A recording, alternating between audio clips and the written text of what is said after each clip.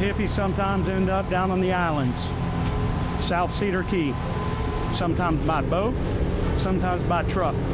Wherever the crabs go, that's where we're going. That's where we're chasing them. We are coming up on our first pot of the day, and we're blue crabbing. Captain Tom Willits and his first mate Hippie raced to relocate crab traps in preparation for a big winter storm approaching from the north.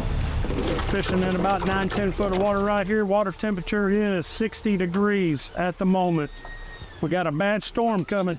40 to 50 mile an hour southwest winds on the way. We've been waiting on high tide to get out to our traps. We need to get these pots run while we got plenty of water. We'll get them baited up for this blow. Tom and Hippie expect the storm to push the blue crabs into deeper water. But Tom has more than 500 traps in the shallows. They'll all need to be pulled, baited, and relocated.